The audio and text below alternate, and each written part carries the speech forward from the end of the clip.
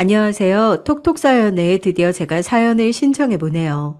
제가 어렸을 적에는 무조건 딸보다 아들이라는 인식이 꽤나 짙었습니다. 제 친정도 예외는 아니었죠. 남들이 무조건 셋씩은 낳고 살 적이었건만 저희 집은 특이하게 저 그리고 친정 오빠 이렇게 달랑 남매가 끝이었습니다. 차라리 형제들이 많았다면 제 사정이 나았을 거라고 몇 번이고 생각했었죠. 정순아, 너 내일은 네 오빠 신발 좀 깨끗하게 빨아놔라. 알았지? 그치만 요새 자꾸만 물이 어는데요? 엄마, 내일도 물이 얼음장 같을 텐데 옷 빠는 것도 힘들지만 신발까지 어떻게 빨아요? 옷은 못 빨아도 네 오빠 신발은 빨아서 깨끗하게 해야지. 어? 두 손이 얼어서 부르트고 피가 날 때까지 노력을 하고 나서 그런 투정을 하든가 해. 참말 말고 내일 가서 신발 빨아와. 깨끗하게. 세제가 잘 나온 지금의 시대에도 신발을 깨끗하게 직접 빨기란 결코 쉽지가 않습니다. 그런데 제가 그 시절에 어떻게 얼음물로 신발을 깨끗하게 만들 수 있었겠어요. 불가능한 일이었고 저만 죽어랍시고 혼나는 일이었습니다. 그런 와중에 저는 친정오빠의 신발이 부러웠죠. 제가 가질 수 없는 영역이었으니까요. 친정오빠는 신발을 신는 사람, 저는 그 신발을 빠는 사람. 이렇게 계급이 확실히 나누어져 있었습니다. 신발이 아직 더러운 것 같다며 제대로 안 빤 것 같다고 친정오빠는 트집을 잡았고 그 소리를 들으신 친정엄마께서는 저를 때리셨어요. 그 신발로 제 머리를 퍽퍽 내리치셨죠. 맞아서 코피가 흐르자 친정엄마께서는 오히려 더 화를 내셨어요. 지금 뭐 하는 거야? 얼른 코피 안 닦어! 맞아서 코피가 흘러도 제 잘못이었습니다. 이런 생활을 악착같이 버티면서 저는 최대한 흠이 잡히지 않으며 살려고 노력했지만 그 노력을 보답받는 일은 없었어요.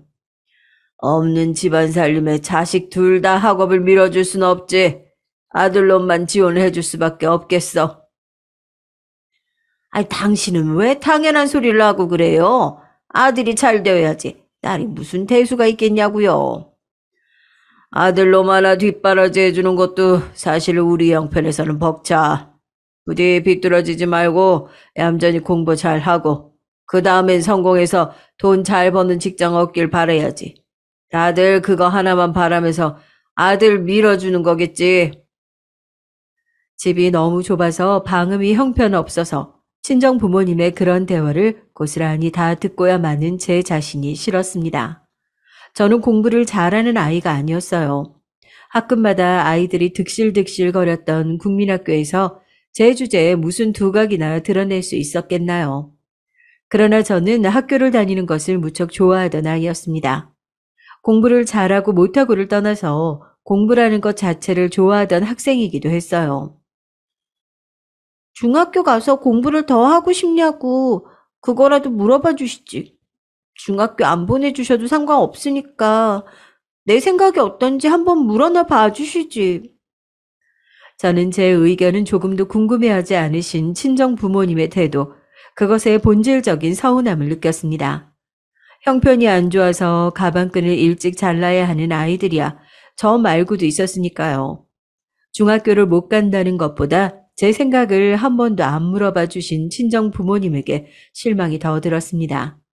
신용이나마 물어봐 주실 수 있는 거잖아요. 나이를 지긋하게 먹은 지금에 와서 그때만 생각하면 서러워서 눈시울이 붉어질 것만 같습니다. 그때의 저에게 다가가서 따스한 포옹 한 번을 해주고 싶어요. 제가 원했던 것은 그런 손길이었는데 받아보지 못했으니까요. 저는 중학교 대신 공장에 갔습니다. 어디를 가서 어떻게 일을 하는지도 모르고 그냥 향했어요. 친정 부모님의 뜻을 어길 수 없으니 따를 뿐이었죠. 열악한 환경에서 일을 했어요. 지금 그때를 돌아보면 받은 급여 수준도 노동값에 비해서 형편이 없었죠. 아직 성장이 끝나지 않아서 어설펐던 손, 그 고사리 같은 손으로 힘들게 일을 해서 번 돈은 전부 친정 부모님의 주머니로 들어갔어요. 그리고 친정 오빠의 학업 비용으로 대부분 쓰였습니다. 제가 공장에서 구르고 있을 때 친정 오빠는 고등학교에서 연필을 잡고 있었어요. 그렇게 해서 대학이라도 잘 갔으면 모르겠습니다. 이 천하의 비겁하고 나쁜 놈, 원하는 대로 성적이 나오지 않자 그때부터 행패를 부리기 시작했었죠. 딸을 저버리면서까지 모든 사랑과 지원을 아들에게 쏟았던 친정 부모님이셨습니다. 그런 두 분께 친정 오빠는 불효를 저질렀어요. 제 안에서 가족들을 미워하고 원망하던 마음이 있던 것과는 별개로 저는 그런 친정 오빠를 용서할 수가 없었습니다. 제가 누리지 못한 그 모든 것들을 누리면서 살아와 놓고 불평불만만 가득해서 본인의 부족함을 환경 탓으로 놀리는 그 비겁한 면모가 징그럽게 싫더라고요. 20살을 먹은 친정오빠가 12살 아이처럼 투정만 부리면서 본인의 탓은 하나도 없고 집구석이 잘못된 거라고 짓거리던 어느 날 제가 참다가 일침을 날렸었죠. 난 오빠가 그 대단한 대학이라는 곳에 쉽게 들어가리라고 믿지 않았어. 왠 줄 알아? 오빠의 그릇을 난 알아봤으니까. 겨우 이 정도 인물이라는 걸 난 알고 있었으니까. 아버지하고 엄마는 아들 자식이 너무 귀해서 진실을 보지 못하셨지만 난 알고 있었어. 뭐라고? 야, 너 말 다 했냐? 내 발 아래서 기어다니는 게 너의 역할인데 네가 어느새부턴가 그 역할을 망각하고 사는 것 같더라. 오냐오냐 봐주니까 눈에 뵈는 게 없냐? 너 어디 감히 하늘 같으신 이 오라비 앞에서 눈을 똑바로 뜨면서 그딴 개소리를 짓거려. 집에서만 목이 빳빳하지? 그럴 거야. 밖에서는 아무것도 아니니까. 난 오빠가 어떤 사람인지 알아. 그래서 난 우리 아버지하고 엄마가 불쌍해. 오빠한테 용을 써서 베푸신 것에 100분의 1도 돌려받지 못하실 테니까. 난 그걸 확신하고 있는 중이야. 네가 정말 내 손에 죽고 싶은 모양이구나. 누가 누구더러 불쌍하대. 집에서 내놓은 자식인 줄 모르고 그저 좋다고 바보 천치마냥 꼬리 흔들고 헥헥거리는 네가 훨씬 더 불쌍한 거 아니냐? 친정오빠의 말에 제 심장이 철렁 내려앉았습니다. 제 자신이 너무 비참하게 느껴졌어요. 그런데 그렇다는 티를 그 자리에서 내면 제가 더더욱 불쌍하게 될까봐 참았습니다. 아무렇지 않은 척 표정을 지었었죠. 내가 왜 몰라? 나도 알아. 다 알아. 내가 오빠에 비하면 아무것도 아닌 자식인 거 나도 진작부터 다 알고 있었어. 그런데 나이가 너무 어리니까 참으며 버텼던 것 뿐이야. 그런데 나도 점점 더 이상 참을 이유가 없어지고 있는 것 같네. 어차피 나는 내다버린 자식이나 다름없으니까 언제든 사라져도 아무 문제 없을 거야. 그치? 제가 당돌하게 받아치자 그때 친정오빠의 표정은 얘가 원래 이렇게 말을 잘했던가 하는 의구심과 놀라움이 가득 찬 상태였어요. 저도 제가 그렇게까지 말을 할 수 있는 사람이라는 걸 몰랐습니다. 뵙고 나서 알았을 뿐이었죠. 그런데 말이라는 것은 정말 신기한 힘이 있더라고요. 제가 가족들을 떠날 수 있다고 그럴 거라고 말을 딱 뱉고 나니까 이후로는 저 스스로가 난 언제든지 그럴 수 있는 사람이라고 여겨졌습니다. 이전까지는 혼자 독립하고 자립하는 것은 꿈꿔본 적이 없었거든요. 친정 부모님의 소나기 안에 갇혀 있었을 뿐이죠. 하지만 결단과 행동으로 이어지는 것은 결코 쉽지 않았기 때문에 저는 몇 년을 더 그렇게 살다가 결국 친정 오빠 문제를 이기지 못하고 집을 나왔어요. 친정 오빠가 군대에서 일이 좀 있었나 보더라고요. 워낙 성격이 좋지 못했으니 어떤 일이든 휘말리는 게 이상할 건 아니었죠. 군대에서 다리 한쪽을 다쳤는데 제때 치료를 받지 못해서 후유증이 남았어요. 게다가 군대를 가기 이전보다 성격이 훨씬 더 난폭해졌고요. 오른쪽 다리를 미세하게 절게 된 친정 오빠는 예민해졌고 비관주의에 빠져들게 됐으며 결국은 이놈의 집구석을 원망하는 수순이 있었습니다. 믿을 건 우리 아들뿐인데 아휴 우리 아들이 이러면 안 되는데 이러 어쩌면 좋을까. 이게 다 군대가 썩어서 그런 거야.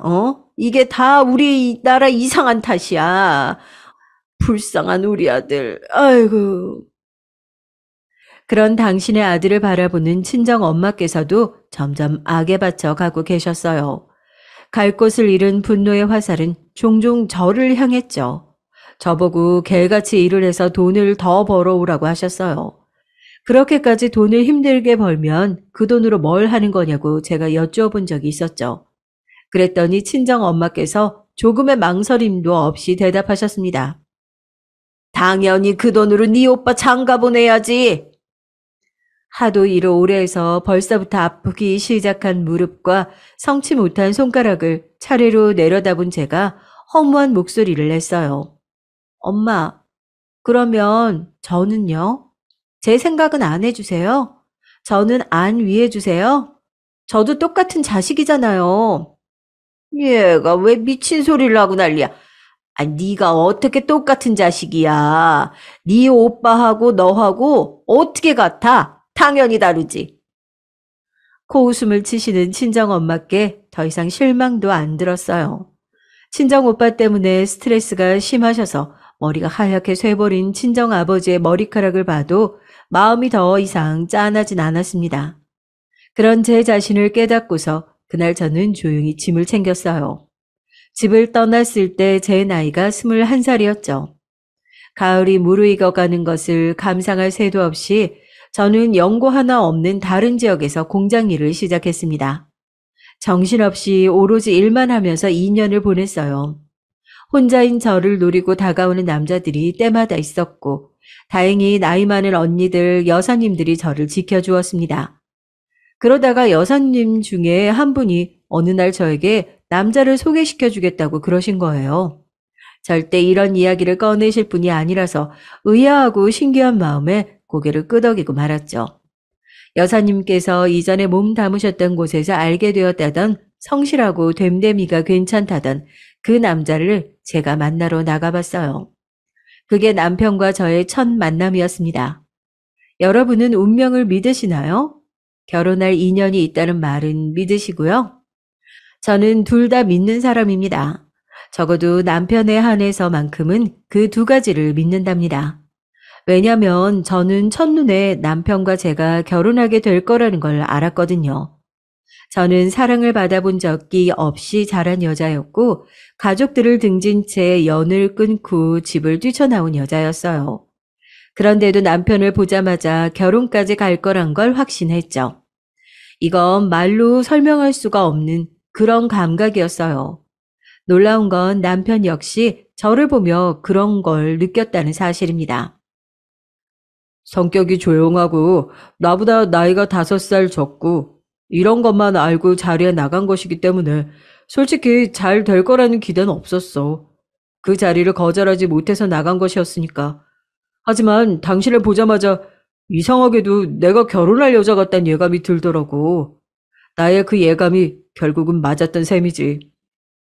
결혼하고 나서 남편은 몇 번이고 저와의 첫 만남을 회상하며 그리 말을 했었죠. 저희 두 사람의 연애 기간은 1년 남짓이었으나 남편은 기간이 10년은 좋게 됐던 것 마냥 즐겁게 이런저런 연애 일화들을 곱씹고는 했어요. 저는 남편의 그런 감성 충만한 면모가 참 좋았습니다. 남편은 외향적이고 활기가 넘치는 인물은 아니었죠. 본인과 죽이 잘 맞고 잘 통해서 친한 상대라면 스스로를 다 드러내고 재미있게 굴지만 아닌 상대에게는 그렇게 굴 줄 모르는 사람이었어요. 그래서 남편을 무뚝뚝하고 말 주변 하나 없는 사람이라고 그렇게만 아는 남편의 주변 인물들도 있을 정도였죠. 제가 친정집을 어쩌다 등지게 되었는지 남편은 다 들어서 알았습니다. 사실 제가 전에 일하던 공장에서 동료 한 명과 꽤 친해지자 친한 사람이 생긴 게 기뻐서 제 이야기도 했었거든요.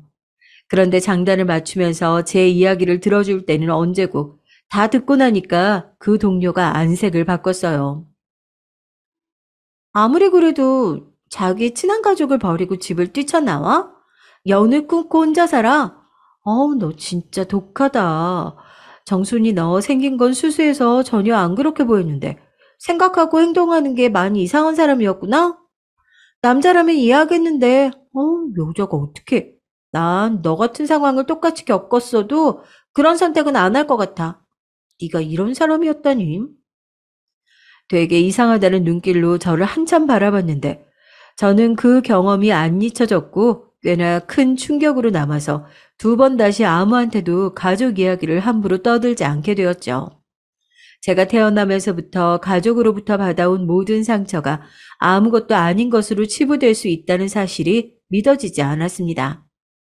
남편은 첫눈에 제 사람임을 알아보았기에 결혼에 대한 생각을 주고받을 때에 가족 이야기까지 다 해버렸지만 시댁 식구들한테도 친정 이야기는 비밀이었어요. 형편이 어렵고 복잡해서 아주 옛날부터 다들 뿔뿔이 흩어져 살았고 아무런 왕래도 없고 소식도 없다는 식으로 이야기를 했을 뿐이었죠. 그렇게 하는 편이 어찌됐든 가장 간단한 길일 것 같았거든요.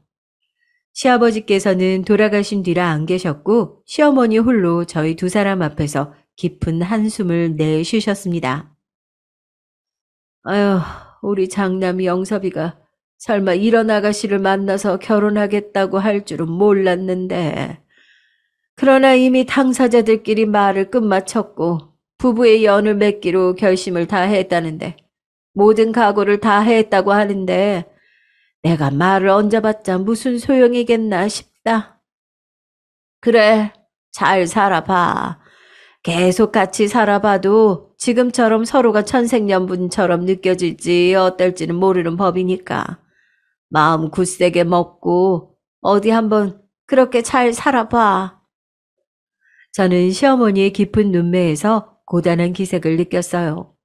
시아버지께서 돌아가신 지 이때가 7년 정도가 된 시기였기 때문에 홀로 어린 삼남매를 키우시느라 치열한 사투를 벌이셨을 것 같진 않았어요.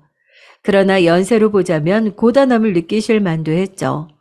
남편이 맞이고 동생을 둘 두었습니다. 그래서 저는 시어머니께서 대략 50세가 좀 넘으실까 이렇게 여겼었는데 실제로 뵙자 그것보다 훨씬 나이가 들어 보이셔서 제가 놀랐었죠. 알고 보니 내일 모레 환갑이셨습니다. 그 시대치고는 첫 출산을 굉장히 늦게 하셨던 거예요. 남편은 자기 동생하고 2살 차이가 났고 여동생하고는 4살 차이가 났습니다. 그러니까 3남매가 2년 간격으로 태어난 셈이었죠. 저희 부부는 결혼식을 올리지 않고 혼인신고를 한 뒤 조용히 살림만 차려서 같이 살았어요. 시댁 식구들 포함해서 그쪽의 친척분들 몇 모인 뒤 함께 식사 자리를 갖는 것이 결혼식 대신이었죠. 그렇게 제가 정식으로 시댁 식구들과 인사를 나누고 파악을 하게 되었던 것인데요. 제가 느낀 게 한 가지 있었습니다. 그것은 바로 남편이 자기 집안에서 낙동강 오리알 같다는 점이었죠. 낙동강 오리알을 넘어서 꺼다 놓은 보릿자루 혹은 단단히 굳은 찬밥 정도의 신세로 살았던 저였기에 남편의 처지를 대번에 알아차릴 수 있었어요. 슬프게도 그런 쪽으로 눈치가 빤했나 봐요. 남편은 극구 부인했죠. 절대 아니라고 그랬습니다. 내가 느끼기에는 어머님이 장남보다 그 아래 자식들을 편하게 생각하시고 가깝게 여기시고 또 귀여워하시는 것 같던데? 근데도 정말 아니야? 거기까지 파악을 했단 말이야? 아, 참, 나 원참. 당신 이런 데서 눈치가 정말 좋구나. 그래, 맞아. 인정한다. 인정해. 내가 솔직히 말해서 좀 어색한 존재야. 지금은 차라리 나은데 한때는 내가 심하게 겉돌던 시절도 있었어. 역시 제 예상대로였습니다. 남편도 그런 아픔이 조금 있는 사람이었어요. 저와 서로가 첫눈에 동료임을 알아보고 빠져들었던 것일까요? 남편은 어렸을 적에 5년이나 먼 친척집에 맡겨진 적이 있었다고 합니다. 집안 사정 때문에 어쩔 수가 없었다네요. 그런데 남편은 커서 나중에 그렇게 된 게 아니라 원체 타고난 성격 자체도 낯을 많이 가렸고 유연하지 못했고 이리저리 알랑방귀를 끼어대는 것과는 거리가 아주 멀었다고 해요. 하지만 남편의 남동생, 그러니까 제 시동생은 한참 달랐죠. 어렸을 때부터 활발했고 말을 사근사근하게 할 줄 알았다네요. 무엇보다 공부를 잘했고요. 남편은 한글도 자기 동급생들보다 늦게 떼었다고 하더군요. 그러니까 형제가 완전히 정반대였습니다. 그런데다가 시동생은 어렸을 때 병을 앓아서 아픈 적까지 있었어요. 사실 이것 때문에 남편이 먼 친척집에 맡겨져서 지내게 되었던 것이라고 하더군요. 시동생은 여러모로 시댁의 아픈 손가락으로 일찍이 등극한 인물이었죠. 같은 배에서 나고 난 고작 2살 차이의 형제였지만 시동생은 뭘 해도 귀여운 내 새끼 소리를 들었고 남편은 뭘 해도 그러거나 말거나 취급을 받았습니다. 돌아가신 우리 아버지가 무척 엄하고 엄격하고 무서우신 분이었는데 그분 앞에서도 내 동생들은 가끔씩이나마 자기 할 말들은 하고 살았지. 살갑게 웃으면서 처신을 잘했어. 나는 왜 그런 면모가 없었나 몰라. 그러니까 우리 아버지 생전에 내가 제대로 된 칭찬 한마디를 못 들은 거겠지. 남편의 씁쓸한 말에 저도 따라서 슬퍼졌어요. 한 집에서 형제에게 밀린다는 게 뭔지 저는 너무나도 잘 알았으니까요. 그런가 하면 신우이는 시동생보다는 남편과 더욱이 한참 달랐습니다. 일단 외모가 예쁘장하게 잘 타고난 편이었고요. 성격도 아주 어렸을 때부터 당찼고 애교가 많았다고 해요. 부중을 들어도 쉽게 주눅이 들지 않아서 혼내던 어른들이 결국 두 손 두 발 다 들며 그래 네가 이겼다라는 소리를 하게끔 만드는 아이가 신우이였다고 합니다. 자라면서 새침한 깍쟁이 아가씨가 되었고요. 시동생은 그나마 같은 남자니까 남편하고 형제라는 기운이라도 느껴보았겠지만 신우이는 정말이지 남편과 한 남매 같지가 않았어요. 신우이가 남편과 닮은 것이라고는 음식 좋아하고 싫어하는 입맛이 신기할 만큼 똑같다는 것, 그것뿐이었답니다. 집안의 아픈 손가락이자 머리가 좋고 성격이 밝은 시동생, 그리고 예쁘장한 외모에 당차고 사랑받을 줄 아는 신우이. 이렇게 두 사람이 비슷한 계열로 뭉치고 남편이 혼자 외딴 섬으로 남게 될 수밖에 없었나 보더라고요. 남편은 자기가 똑똑하지도 못하고 별다른 능력도 없으면서 성격도 모두의 호감을 살 만큼 좋지 않다면서 이런 걸 보면 자기는 동생들보다 모든 것이 뒤떨어지기 때문에 혼자 겉돌게 된 것에도 불만을 표할 수 없다고 그랬어요. 그렇게 속내를 밝히는 남편의 어깨가 갑자기 초라해 보여서 저는 그 어깨를 얼른 끌어안아 줄 수밖에 없었죠. 제가 막연히 예상했던 것보다 남편이 집에서 받아온 상처가 은근히 큰 모양이었습니다. 남편은 스스로를 장남 역할 못하는 놈이라고 깎아내렸지만 저는 의문이 있었어요. 아무리 분위기가 그렇게 흘러갔다고 한들 부모가 중간에서 딱 장남의 중심을 한번 잡아주기만 하면 끝날 일이었을 것 같았거든요. 제가 지긋지긋한 아들 타령과 함께 장남 타령이라는 것도 들으면서 자라왔었기에 장남이라는 위치가 결코 가벼이 취급될 것이 아니라는 걸 잘 알았습니다. 역시나 이것에도 그럴 만한 이유가 있었더라고요. 자식들을 손수 먹이고 입히고 그렇게 키워오신 시어머니께서 남편에게 딱딱하게 굴고 계신 것을 보고 알아차릴 수 있었어요. 나쁘게 대하시는 것은 절대 아니었지만 뭔가 시동생과 시누이를 대할 때와는 다른 미묘한 벽이라는 것이 있었습니다. 그런데 그게 정말 미묘했어요. 딱 꼬집어서 어디가 어떻다고 말하기에는 애매했죠. 당신이 이런 쪽에 예민하니까 알아차리고 반응한 것뿐이지 다른 사람이었으면 전혀 몰랐을 거야. 이미 우리 가족은 이렇게 산지 오래됐고 나도 익숙해. 가족 안에서 내가 딱 이 정도라는 거. 나는 나쁘다고 생각 안 해. 그냥 살면 되는 거지. 그리고 이제 나한테는 당신이라는 새로운 가족이 생겼으니까 그걸로 된 거야. 그건 나도 마찬가지인 것 같네. 아무렇지 않은 척 밖에서 그렇게 굴면서 지내지만 사실 난 우리 친정집에서 있었던 옛날 순간들을 종종 꿈속에서 만날 정도야. 그 꿈은 꼭 악몽이고 내면에서 그 아픔이 안 지워지나 봐. 근데 당신이라는 내 편이 있어서 이제는 인생이 더 이상 서럽고 외롭게 느껴지지는 않아. 각자가 어찌할 수 없는 부모로부터 사랑을 많이 받지 못하는 영역을 뒤집을 순 없으니까 저희끼리 앞으로 잘 살아보자 남편하고 그날 대화를 하면서 결의를 가졌어요. 그때 제가 첫째를 임신 중이었거든요. 남편하고 저희만의 소중한 가정을 꾸린다는 게 제대로 실감이 났습니다. 귀여운 딸이 태어나자 저희 부부는 날아갈 듯이 기뻤어요. 둘 다 공통적으로 자식을 몇 명이나 낳을지 정확히 정하진 않았지만 첫째는 무조건 딸이었으면 좋겠다고 생각을 했었거든요. 남편하고 서로 죽이 잘 맞아서 행복했네요. 시어머니께서는 당신의 첫 손주가 태어났다는 것보다도 당신의 둘째 아들이 우리나라에서 내노라 하는 기업에 취직했다는 것이 더 중요한 것처럼 보였습니다. 신우이는 결혼을 전제로 만나던 남자하고 헤어지는 바람에 조카의 탄생에 큰 관심을 안 쏟고요. 저는 서운해하지 않았어요. 그러지 않기로 남편하고 진작 결의를 다져놓기를 잘했다 싶더라고요. 사실 남편에게는 말하지 않은 부분이었지만 저는 첫째 딸을 출산하고 나서 친정 식구들 생각이 많이 나서 혼자 몇 번이나 눈물을 훔쳤었습니다. 제가 결혼해서 엄마가 되었는데 이걸 제 친정 식구들에게 알리지 않고도 그냥 이렇게 살고 있다는 사실이 왠지 모르게 슬펐어요. 또한 너무나도 귀여운 딸아이를 보니까 저도 이렇게 태어났을 때는 분명 작았을 텐데 그런 저를 보면서 친정 부모님께서는 귀엽다는 생각도 안 드셨던 것일까? 그래서 제가 어렸을 때부터 혹독하게 대하시고 친정 오빠와 차별을 하신 것일까? 이런 생각이 들어서 미치겠더라고요. 제가 엄마가 되어 보니까 이렇게 자꾸 예쁜 딸에게 모질도록 대한다는 것이 상상하기 어렵더라고요. 그래서 남편 몰래 별별 생각을 다 하면서 지냈어요.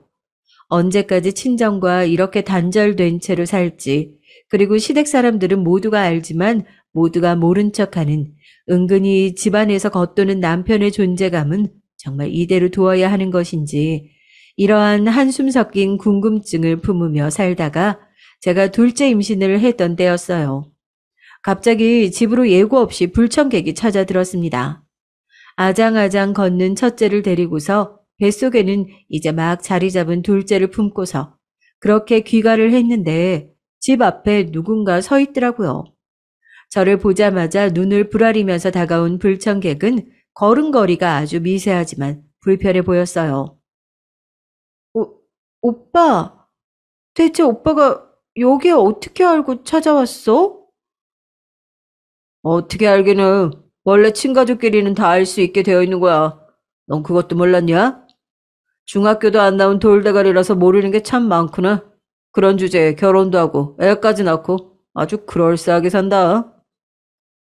오빠만 없었어도 내가 중학교에 갈 수 있었겠지. 근데 고작 이런 얘기하러 온 건 아닐 테고. 무슨 일이야? 왜 찾아왔어? 우리가 만나서 반갑고 얼싸안을 남매 사이도 아니잖아. 왜 온 거야? 너는 이 하늘 같으신 오라비가 반갑지도 않냐? 매정한 년. 하긴 그러니까 잠적하고 혼자서 이렇게 살았겠지. 첫째가 제 다리에 기대서 칭얼거리기 시작했고 저는 못 본 사이에 인상이 그 이전보다 아주 더럽게 변한 친정오빠를 경계해야만 했습니다. 수가 틀리면 무슨 돌발 행동을 할지 몰랐으니까요. 알았으니까 제발 용건이나 말해. 한가하게 대화나 나누자고 찾아온 건 아닐 거라고 생각하거든? 너는 예나 지금이나 뭘 믿고 그렇게 싸가지가 없냐? 하여간에. 야, 돈 좀 주라. 나 돈 필요해서 왔어. 아주 간단한 용건이지? 너 얼마나 있냐? 건달이나 다름없어 보이는 친정오빠의 모습에 저는 아이를 지켜야 한다는 생각부터 들었어요. 그래서 당장은 없으니까 보름 정도만 기다려달라고 했습니다. 제가 친정오빠를 잘 알고 있기는 했더라고요. 제 순순한 대답에 친정오빠는 신이 나서 발길을 돌렸으니까요. 별 수 없이 남편에게 털어놓아야 했습니다. 그런데 손주를 보러 오셨던 시어머니께서 저희 부부가 대화하는 걸 얼핏 들으셨더라고요. 제 친정의 문제를 눈치채셨습니다. 결국 그렇게 저는 시댁에 제 친정의 진짜 이야기를 꺼낼 수밖에 없었죠. 어떻게 이런 식으로 사람을 감쪽같이 속이니, 응? 그럴 수밖에 없었던 사정은 알겠다만 솔직히 실망이구나. 부창부수라더니 영섭이나 너나 둘 다 할 말이 없게 만드는구나. 어머님, 제가 잘못했습니다. 제 잘못이에요. 그런데 어머님 큰아들은 왜 같이 끌어들이세요? 상황이 이렇게 됐으니까 드리는 말씀인데 어머님, 그이한테만 너무 딱딱하게 구시는 것 이제 바꿔 주셨으면 해요. 겉으로는 아무렇지 않아 보여도 상처가 많은 사람이에요. 제가 똑같이 그런 상처가 있는 사람이기 때문에 느낄 수 있어요. 시어머니께서는 일순간 말문이 막히신 얼굴을 하셨어요. 충격을 받으신 것처럼 보이기도 했고요. 네가 보기에는 네 눈에도 내가 우리 장남 영석이를 다른 자식들보다 못하게 대하는 것 같았니? 저는 단호하게 고개를 끄덕여 드렸고 그런 상처가 얼마나 깊이 남고 또 지워지지 않는 것인지 시어머니께 간절한 마음으로 설명을 드렸습니다. 생각에 잠긴 듯 보이셨던 시어머니께서는 이튿날 남편과 따로 자리를 갖고 진솔한 대화를 나누셨어요. 무슨 내용이 오갔을지 너무 궁금했는데 집으로 돌아온 남편은 계속 씩 웃고만 있을 뿐이었죠. 그냥 대화가 잘 풀렸다고만 그랬어요. 남편의 표정이 밝고 후련해 보여서 저는 우선 그것으로도 만족했죠. 시어머니께서는 제가 친정 부모님께 연락을 드려야 한다고 하셨습니다. 그것이 자식된 도리라서가 아니라 친정오빠의 기행에 대해 두 분도 명확하게 아셔야 하기 때문이라고 하셨어요. 역시 어른의 시각은 넓다는 것을 느꼈죠. 친정 부모님께서는 친정오빠가 저를 찾아와서 돈을 요구했다는 사실을 전혀 모르고 계셨습니다. 우리 아들이 대체 왜, 아휴, 끝을 모르고 그러는 걸까? 나는 진짜 모르겠다. 그런데 정순이 너는 어떻게 살고 있어? 저에 대해 물어보시는 거 지금이 처음인 것 같아요. 전 아주 잘 살고 있어요. 집에서 오빠만 제대로 단속을 해준다면 더 잘 살 것 같고요. 저한테 마땅히 해주신 거 없으시니까 이거라도 잘 해주시리라 믿을게요. 저는 되도록 건조하게 말을 뱉었지만 그날 밤에 자면서 남편 몰래 눈물을 훔쳤습니다. 친정 오빠가 다시 찾아오는 일은 없었고 아주 조금씩이지만 시어머니와 남편이 가까워지는 게 보였어요. 시어머니의 변화를 시동생과 시누이도 감지한 듯 보였고요.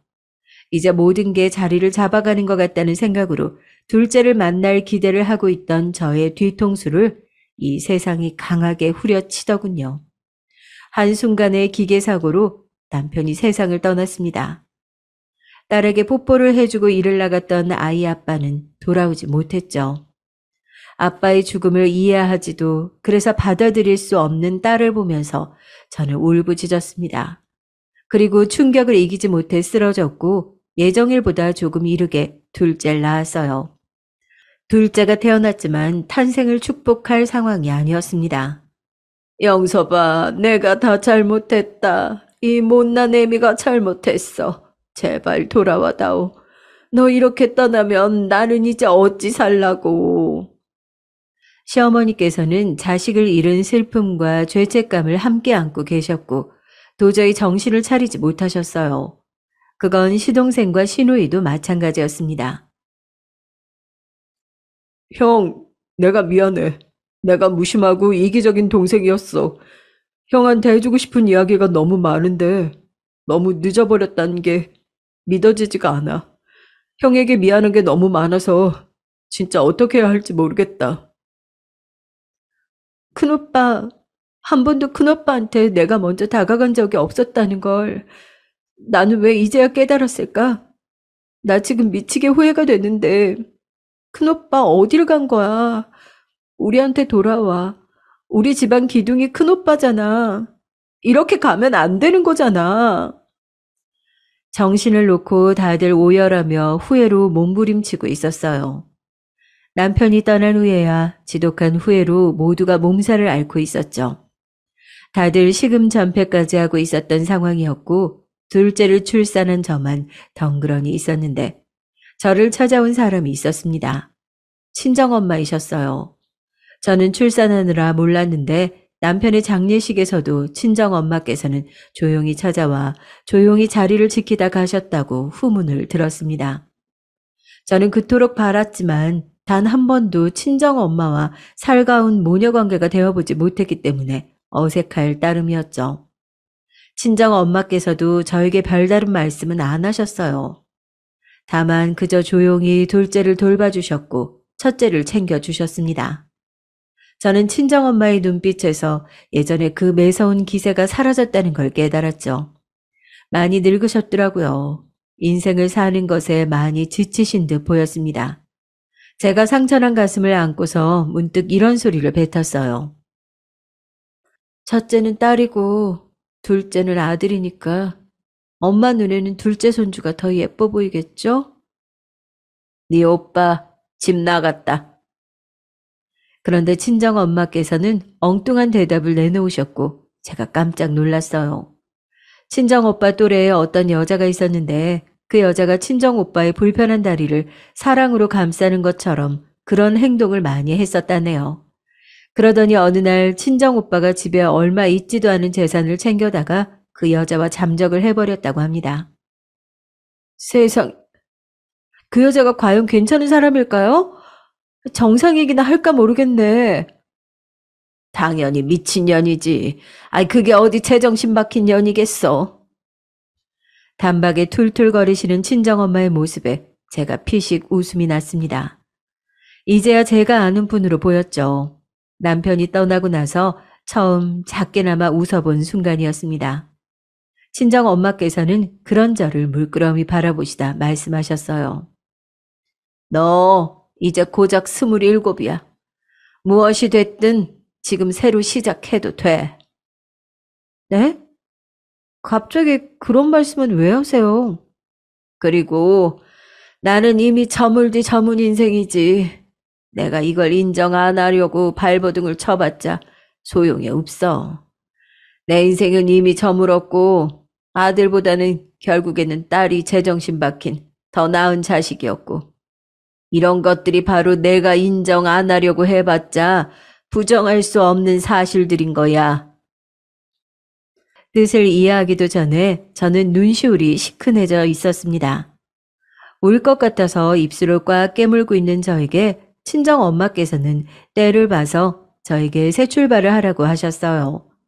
재혼에 만약 아이들이 걸림돌이라면 당신께서 아이들을 맡으면 되니까 새 출발을 하는 것에나 신경 쓰라고 하셨습니다.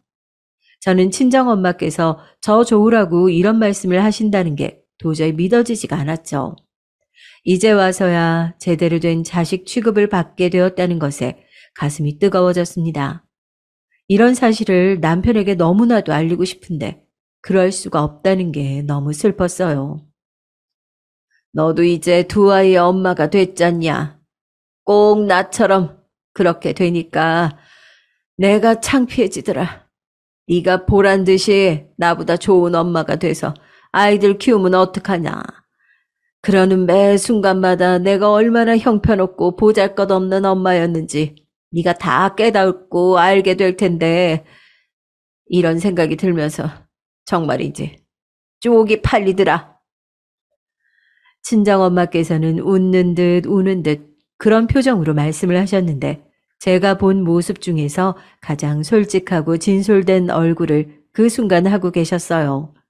친정엄마 때문에 너무 괴롭고 힘들어서 죽고 싶던 순간도 과거에 있었건만 대체 인생이란 뭔지 시간이 흘러서 저는 친정엄마 덕분에 남편의 죽음이라는 가장 큰 비극의 고비를 넘길 수 있었습니다. 그때에 제 곁에 계셔 주셨으니까요. 둘째 100일이 되고 나서야 시댁 식구들은 마음을 가라앉혔어요. 그리고 저마다 저를 향해 미안해했습니다. 슬픔을 가누지 못해서 출산하는 제 곁에 있어주지 못한 것을 모두 미안해하고 있었고 저는 고개를 저었습니다. 그러지 마세요. 떠난 그이한테 죄책감을 갖고 계신 것만으로도 이미 충분하잖아요. 저한테까지 죄책감 갖게 되신다면 너무나도 무거운 마음으로 살아가야 하실 거예요. 전 그렇게 되길 바라진 않아요. 담담하게 말을 하는 제 앞에서 시어머니께서는 뜨거운 눈물을 줄줄 흘리셨습니다. 저희가 진정한 가족이 된 건 그때부터였다고 생각을 해요. 쇠약해지신 친정 아버지 곁에 붙어 있어야 했고 언제 돌아올지 모르는 친정 오빠를 기다리기도 하셔야 했던 친정 엄마께서는 제 곁에 안 계셨어요. 대신 시어머니께서 계셨죠. 육아에 서툴러서 미안하다고 매번 그러시면서도 말씀만 그렇게 하실 뿐 최선을 다해 능숙한 솜씨로 제 아이들을 돌봐주셨어요. 시동생은 먼 지방에 새로 생긴 지사로 발령을 받았는데 그러자 주변에서 거길 왜 가냐, 퇴사하고 딴 데 입사해라 이렇게 말들을 했다고 합니다. 많이 고민을 하고 있길래 제가 회사의 입장을 따라주는 게 좋겠다고 그때 조언을 건넸죠. 제가 다른 건 몰라도 남들보다 더 관심받고 더 사랑받고 싶어서 발버둥 치는 것엔 일가견이 있거든요. 그래서 제 생각은 이래요.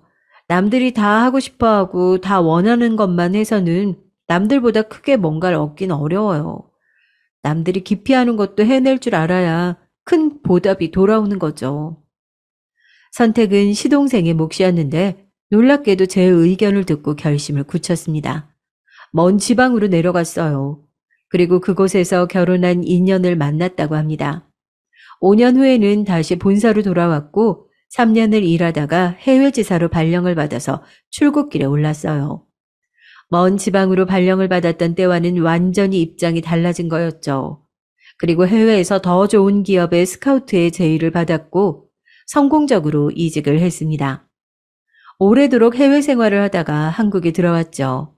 신우이는 안타깝게도 그 예쁜 얼굴을 보고 덤벼든 웬 양아치 같은 놈한테 잘못 코가 깨었어요. 손버릇도 아주 나쁜 놈이었죠. 그런 놈하고 사이에서 아이 하나를 낳고 괴로워하면서 살던 신우이의 아픔을 제가 먼저 그리고 유일하게 알아차렸던 겁니다. 제가 상처받은 사람을 귀신같이 알아본다는 거 아시죠? 그러니까 이실 짓고 하세요. 도대체 어떻게 살고 있는 거예요? 저의 이어진 추궁에 신우이가 모든 것을 실토했어요. 제가 너무 충격을 받았고 상황을 다 알게 되신 시어머니께서는 분노하셨습니다. 저는 시어머니와 합작을 해서 그 나쁜 놈을 몰아냈어요. 각종 개소리를 늘어놓던 그놈의 주둥이를 틀어막고 이혼을 이끌어냈죠. 신우이는 이혼 딱지가 붙었으나 이제 속은 후련하고 편하다 그러면서 평생 아이만 키우며 혼자 지내겠다 했지만 시간이 지나 좋은 인연이 생겼어요. 재혼을 계속 망설이던 신우이를 설득했던 건 다름 아닌 저였습니다. 신우이가 결혼 실패에 대한 걱정으로 자꾸 용기를 못 내길래 제가 남편 이야기까지 들먹였었죠. 제 남편이 젊은 나이에 그리 떠난 것만 봐도 인생은 언제 막이 내릴지 아무도 모르는 짧은 연극 같은 거라고 그랬습니다. 그러니 눈치 보지 말고 원 없이 살아봐야 좋은 것이라고 했죠. 제 말에 눈물 젖은 눈으로 배시시 웃던 신우이는 여전히 처녀 시절처럼 예뻤답니다. 그렇게 신우이가 재혼에 성공을 했던 거예요. 돌고 돌아 만날 천생연분이었는지 무척 다정한 부부 사이를 자랑했답니다. 그런데 너는 이대로 살 거니? 정말 아무하고도 다시 안 만나고? 어머님 말씀드렸잖아요. 제 인생의 유일한 천생연분은 지금 하늘나라에 있다고요. 유일한지 어떤지 그걸 네가 어떻게 알아. 나는 너야말로 그 누구의 눈치도 보지 않고 우리는 다 잊고 개운하게 새 출발해서 살았으면 싶구나. 전 그러기 싫어요. 다 잊기도 싫고요. 개운해지기도 싫어요. 저는 그냥 이렇게 아련한 마음만 가지고서 어머님하고 계속 이렇게 지낼래요. 이러는 편이 더 좋아요. 제가 원하는 가족의 정, 이미 그게 여기에 다 있는데요. 제가 굳이 떠날 이유가 없어요, 어머님. 시어머니께서는 저에게 몇 번이고 재혼을 권하셨지만 저는 따르지 않았습니다. 솔직히 말하자면 아이들이 가장 마음에 걸렸어요. 딸 하나, 아들 하나, 이 아이들을 데리고서 재혼 생활을 잘 해낼 수가 있을까 하는 것이 미지수였고요. 남편에 대한 그리움과 죄책감이 묻어나는 눈빛으로 하루에도 몇 번씩 창을 멍하니 보시는 시어머니의 곁에 제가 있어드리고 싶었습니다. 잊지 않고 종종 안부를 전해오는 시동생 부부의 소식도 늘 반가웠고요. 선물 하나를 사도 꼭 시어머니와 제 것을 한 세트로 같이 사는 신우이의 마음이 달가웠습니다. 제 나이 꼭 40에 친정오빠가 세상을 떠났고 뒤이어 친정아버지도 숨을 거두셨습니다. 친정오빠는 술에 취한 채로 물에 빠져서 죽었어요. 몸이 안 좋으셨던 친정아버지께 커다란 충격이 갈 만한 비극이었죠. 친정엄마께서는 그토록 아끼셨던 아들과 남편을 연달아 잃으신 뒤 기력 없이 지내셨습니다. 너무 초라해 보이는 친정엄마를 모른 척 둘 수 없었어요. 그래서 제가 사는 곳과 가까운 위치에 시설에 모셨습니다. 그리고 매일같이 친정엄마를 들여다봤죠. 친정 엄마께서는 그 어떤 유언도 남기지 않고 조용히 돌아가셨습니다.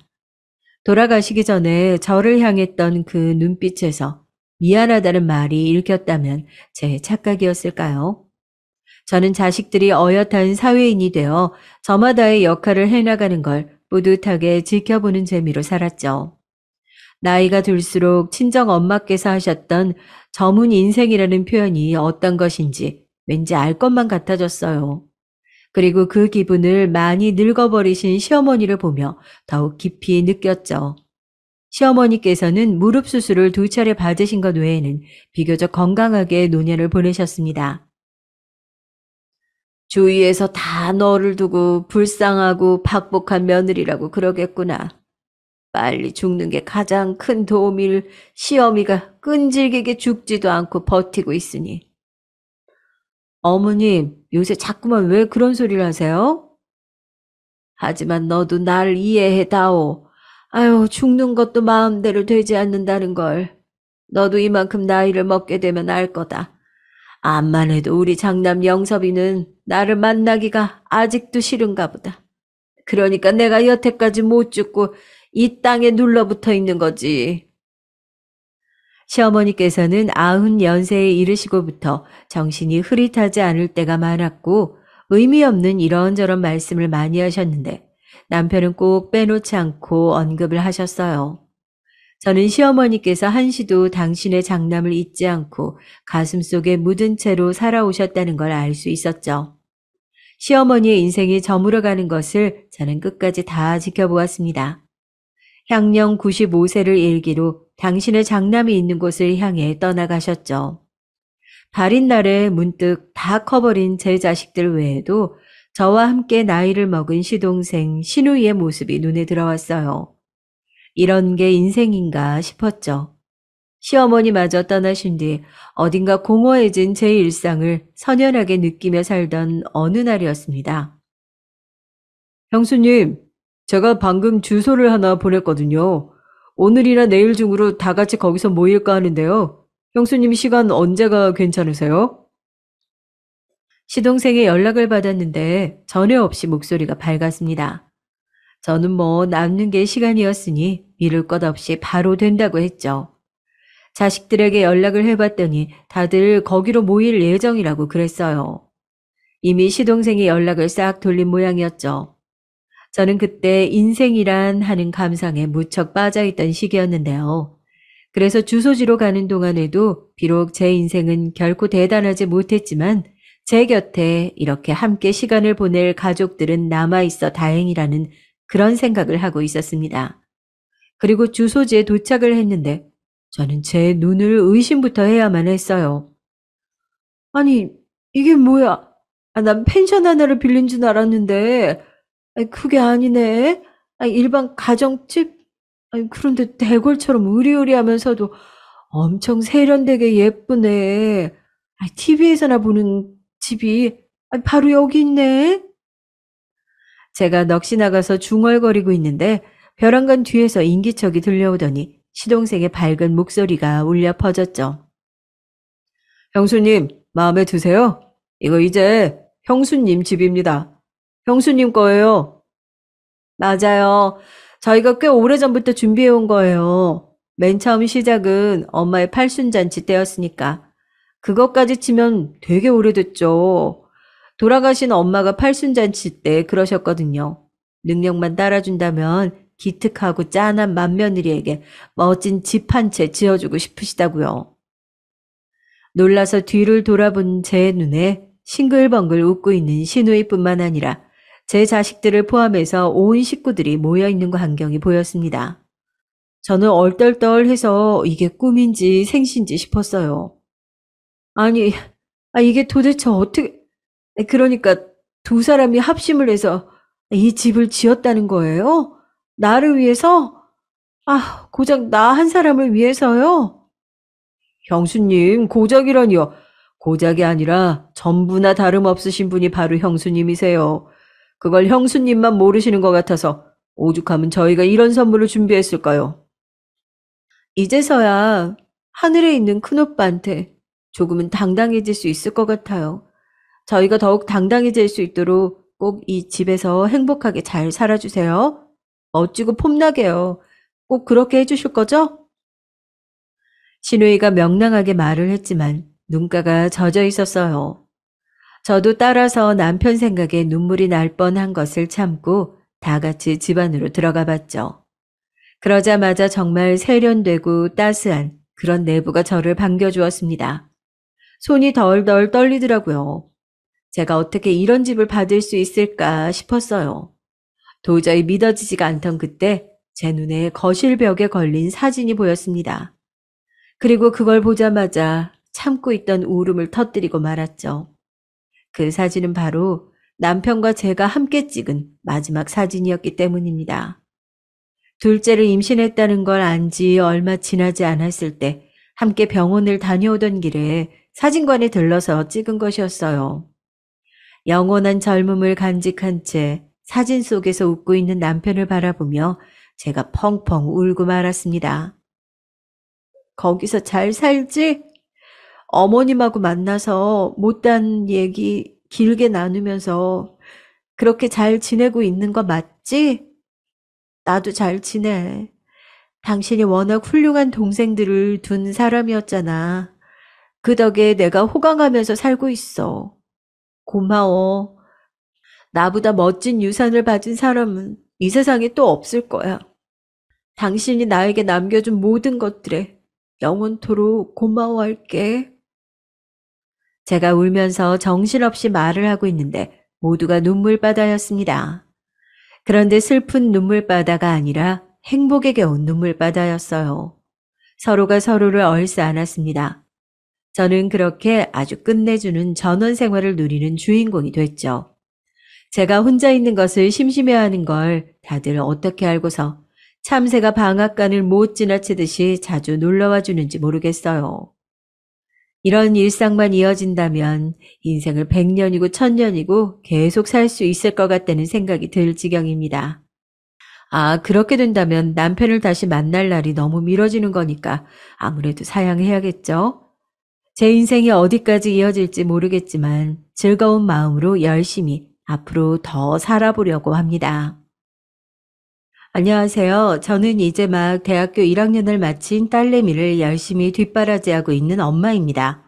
하나밖에 없는 저희 외동딸은 중고등학교 시절 진로를 잘 정하지 못해 많이 우왕좌왕했어요.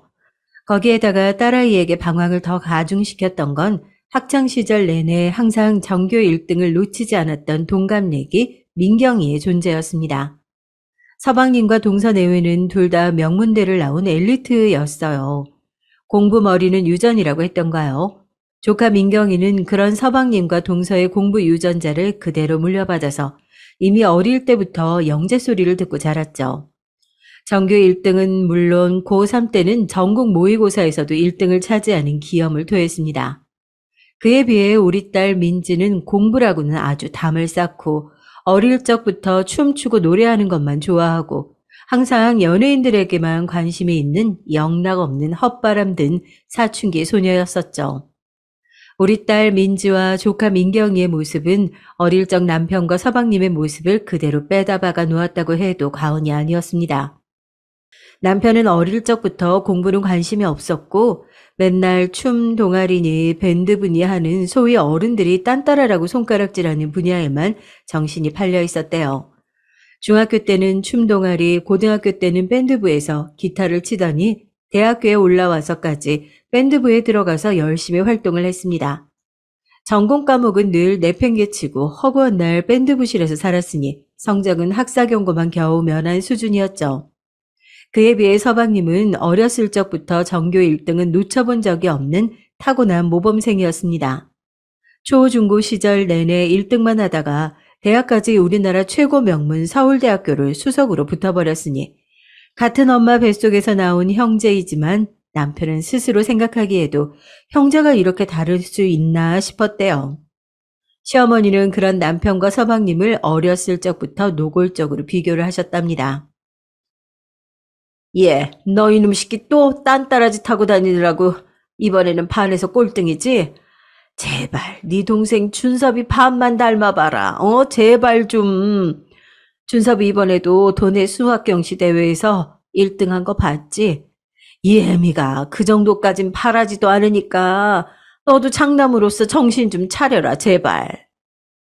아, 엄마, 어떻게 하루도 안 빼고 잔소리야?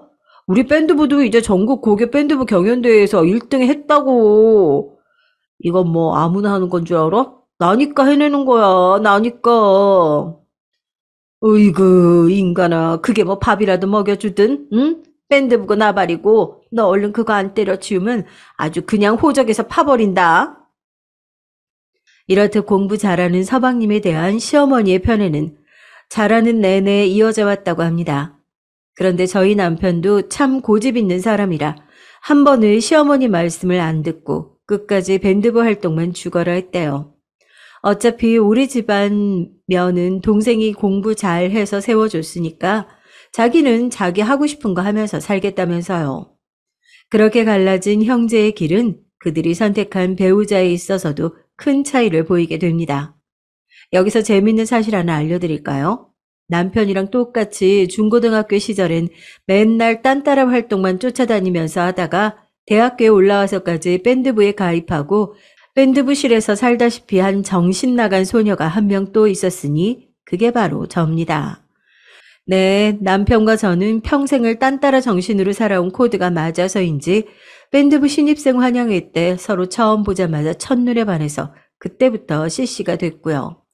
그렇게 오랜 연애 끝에 결혼까지 해서 지금까지 살고 있네요. 정말 유유상종이란 옛말은 틀린 것이 없는 것 같습니다. 그 유유상종은 서방님에게도 마찬가지인데 동서 역시 서방님과 같은 엘리트 중의 엘리트였습니다.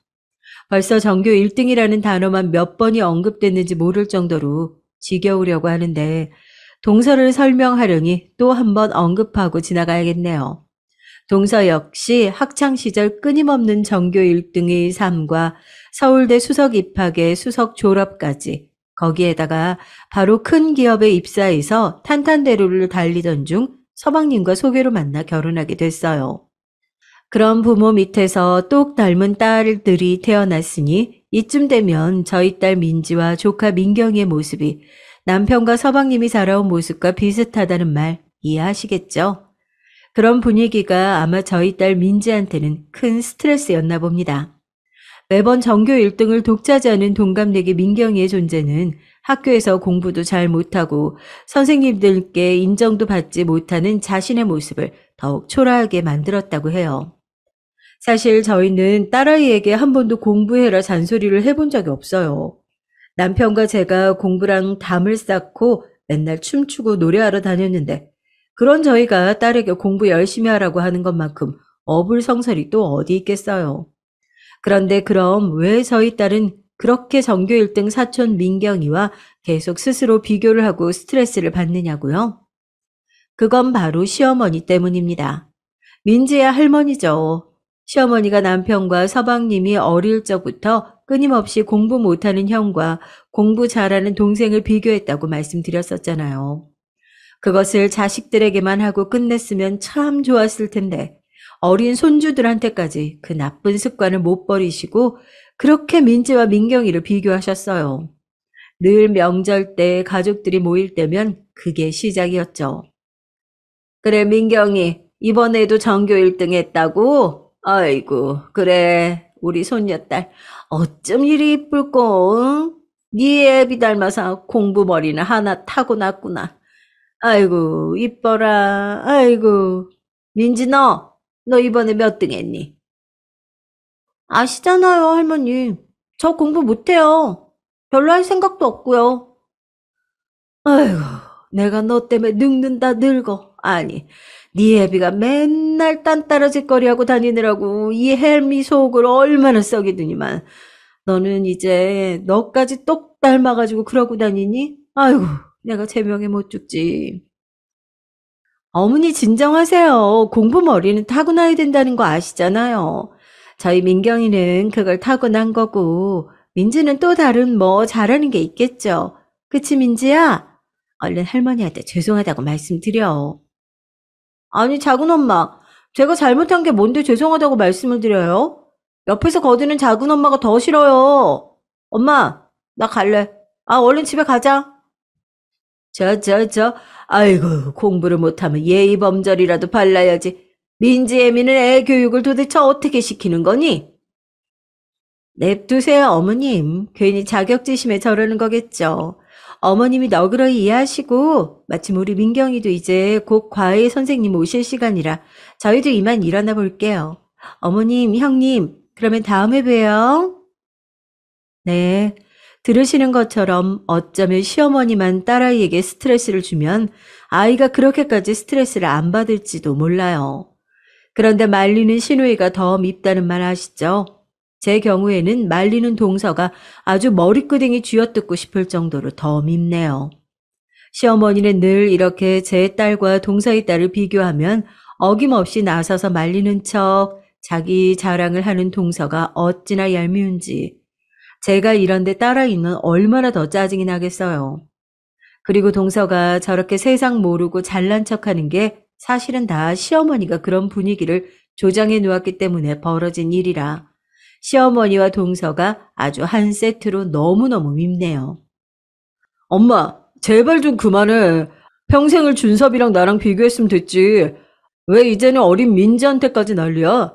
이럴 거면 예전에 나 호적에서 파지 그랬어. 이런 꼴 보자고 내가 내 딸 애지중지 기른 게 아닌데, 어? 이놈 새끼가 또 버르장머리 없이 엄마한테 대들지. 아이고, 정말 꼴도 보기 싫으니 다들 얼른 돌아가거라. 늘 명절 모임의 끝은 이런 식이었습니다. 좋게 좋게 넘어가나 싶으면 어김없이 말미의 시어머니가 민지와 민경이를 비교하기 시작했고 그렇게 화가 난 남편과 시어머님이 다투다가 자리를 파하는 패턴이었죠. 딸아이는 사춘기에 예민한 때라 그랬는지 아무리 부모인 저희가 공부 못해도 괜찮다, 건강만 해라 얘기해줘도 할머니와 작은엄마의 부정적인 시선만 더 크게 와닿았었나 봅니다. 그런데 그러다 보니 딸아이는 오히려 스트레스를 해소하고자 춤추고 노래하고 했던 것이 고등학교에 올라와서는 아예 전공으로 삼아보자고 결심을 하게 됐어요.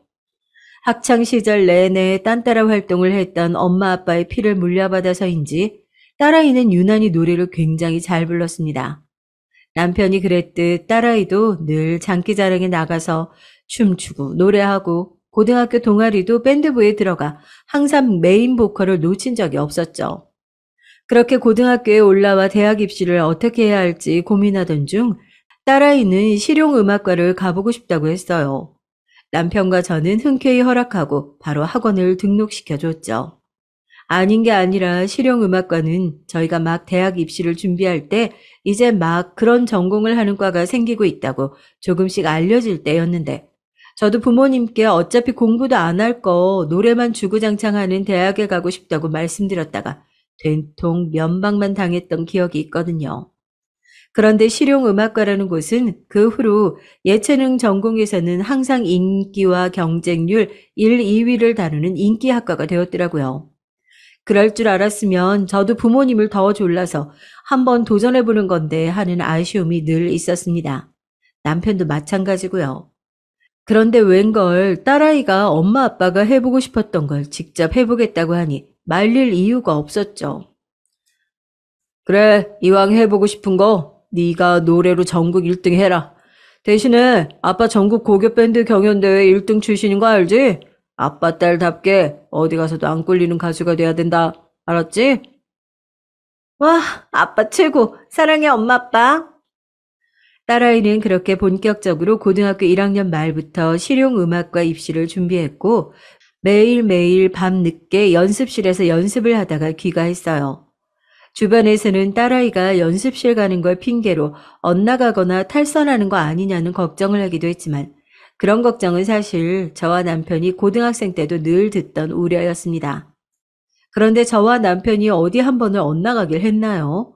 오히려 열정을 불태울 창구를 제대로 찾았기에 탈선과는 정반대의 바른 길을 걸어온 게 저희 부부라고요. 그렇기에 저희 딸 아이를 더더욱 믿었고 또 밀어주었어요. 밤늦게 연습을 하다가 차가 끊기면 남편이 딸아이를 데리러 갔고 그러자면 함께 연습하던 친구들도 같이 태워서 집에 데려다 주곤 했는데 딸아이의 친구들은 모두 딸아이를 엄청 부러워했다고 해요. 자기네 엄마 아빠는 자기 음악한다고 하니까 집에서 내쫓으려고 그랬다는 둥, 집에서 지원을 안 해줘서 알바해서 레슨비 충당한다는 둥. 그런데 민지는 엄마 아빠가 전폭 지지를 해주니까 너무너무 부럽다고 하면서 민지네 엄마 아빠가 최고 멋쟁이 부모님이라고 했다고 합니다. 저희 부부는 그 얘기를 듣고 어깨가 으쓱해지곤 했죠. 전교 1등 부모님이 별로 부럽지는 않은 순간이었습니다. 매번 동서가 자신의 딸이 전교 1등 한다고 콧대가 하늘 높이 치솟아 있었어도 말이죠. 그렇게 끝나지 않을 것만 같던 수험생 뒷바라지도 어느새 마무리가 되는 날이 오더군요. 정말 모든 수험생 부모님들 존경하고 응원합니다. 딸아이는 고등학교 내내 열심히 실기 준비를 한 끝에 국내에서 알아주는 정상급 실용음악과에 당당히 합격을 했어요. 저와 남편은 딸내미를 얼싸안고 빙글빙글 돌며 신나게 춤을 췄죠. 어이구, 딴따라 내 딸내미 드디어 해냈구나. 아니지, 이제 예술가라고 불러야지. 우리 예술가 딸, 일로 와, 일로 와. 어이구, 이뻐. 아, 아빠 수염 따가워. 이게 다 엄마 아빠 덕분이야. 나 장학금도 받기로 했으니까 대학 내내 등록금 걱정은 붙들어 매세요. 맞아요. 딸아이는 원하던 학교에 입학한 것에 그치지 않고 좋은 성적으로 입학을 해서 장학금까지 받는 성과를 이뤄냈습니다. 효도가 별거 있겠나 싶었어요. 자기가 좋아하는 일 하면서 이렇게 부모님 부담도 덜어주고 하는 우리 딸아이가 하는 게 바로 효도죠. 우리 가족이 이렇게 딸내미의 성공적인 대입 입시를 자축하고 있을 때쯤 역시나 산통을 깬 건 시어머니의 전화 한 통이었습니다. 그래, 민지가 요번에 무슨 학교를 들어갔다고? 뭐? 뭐 거기 전문대 아니냐? 아이고, 딴따라 피가 어딜 안 가는구먼. 민경이 요번에 서울대 의대 수석 입학한 거 알지? 장학금 받고 학교 간단다.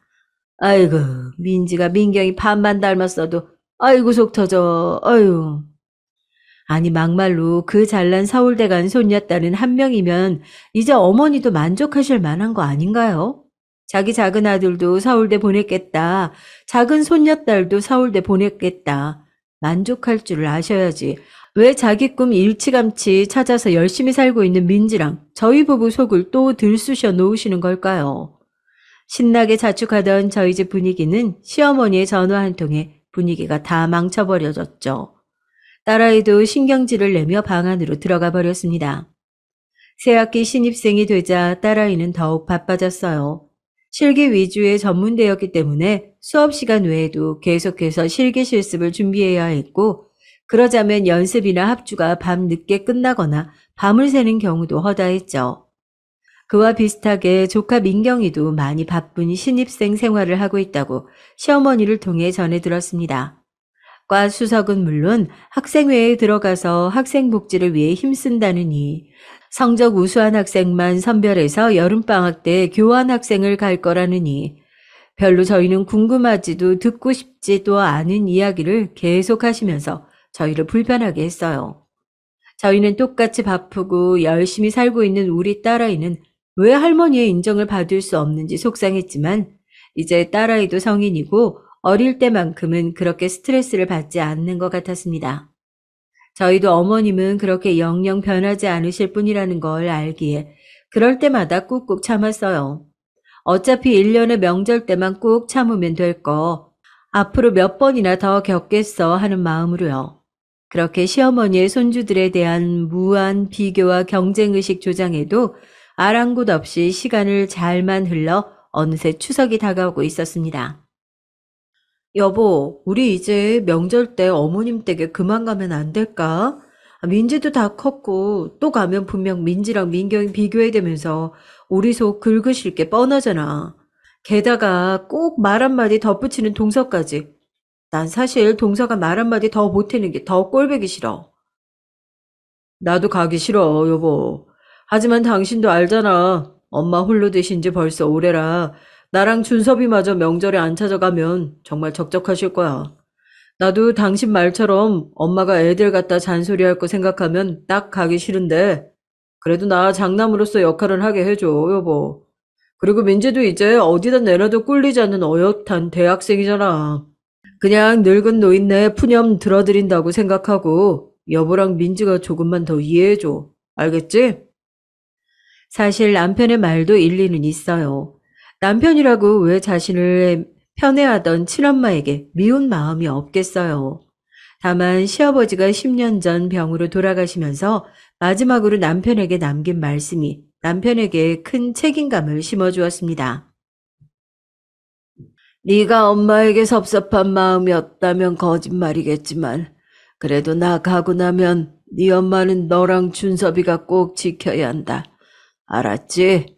네 엄마가 어릴 적에 집이 쫄딱 망해서 자라면서 갖은 무시랑 멸시를 당하고 살아서 그렇게 니들 학벌에 집착을 한 거 너도 잘 알잖아. 네 나이면 이제 그것도 이해하리라 믿는다. 그리고 민서봐. 나는 네가 내 아들로서 단 한 번도 자랑스럽지 않은 적이 없었다. 엄마는 그렇게 공부하라고 극성이었어도 나는 우리 딴따라 아들 노래하는 소리 제일 듣기 좋더라. 그럼 민서봐. 엄마를 잘 부탁한다. 평생을 무뚝뚝하고 표현을 잘 하지 않으셨던 시아버지, 그리고 어쩌면 시어머니의 그 극성맞은 학구열에도 그저 방관자였을 뿐인 시아버지가 마지막 가시는 길에 장남에게 남긴 뜨거운 말 한마디가 남편에게는 큰 회복의 말이 되었다고 했어요. 늘 이 집안에서 자신은 외계인인 것만 같다고, 자기 편은 아무도 없는 줄 알았는데 시아버지는 늘 묵묵히 남편을 응원하고 있었다고 하니 그 말을 들은 남편이 어떻게 느꼈을지 상상이 가시나요? 어쩌면 시어머니는 평생 남편을 인정하지 않으실지 모르지만 아마도 마지막에 남기신 시아버지의 그 말 한마디가 남편의 지난 상처는 물론 앞으로 남은 여생을 살아가는 데에도 큰 힘이 된 것은 분명할 거예요. 그래서 미운 엄마이지만 아버지의 뜻을 받들어서 매년 명절뿐 아니라 할 수 있는 대로 시어머니를 잘 챙겼으니까요. 다만 그 과정에서 저와 딸아이도 같이 스트레스를 겪었어야 했으니 그 부분이 아쉬울 따름이죠. 그럴 때마다 남편이 미워진 적도 많았지만 그래도 항상 저와 딸아이에게 잘하는 남편이 있었기에 참을 수 있었습니다. 그러니 어쩌겠어요. 이번 추석에도 어김없이 또 시어머니의 손녀딸들 비교와 동서의 얄미운 거들기를 감내해야죠. 다만 이번에는 애들도 크고 했으니까 조금 변화를 주고 싶었습니다. 시어머니야 이제 더 이상 바뀌지 않는 분이라는 것은 명백했기에 시어머니를 바꿀 수는 없고 동서에게 미리 연락을 해 시어머니가 그럴 때마다 제발 동조하지 말고 가만히 있어달라고 부탁을 할 참이었어요. 제가 받는 스트레스보다 딸아이가 받는 스트레스가 더 신경 쓰였기 때문이죠. 동서가 얄밉고 콧대 높은 캐릭터이긴 하지만 그래도 지식계층이고 나름 교양 있음을 자처하는 사람이니 손윗동서의 간곡한 부탁이면 들어주지 않을까 싶었습니다. 그렇게 명절 모임이 있기 며칠 전 저는 동서에게 전화를 걸었어요.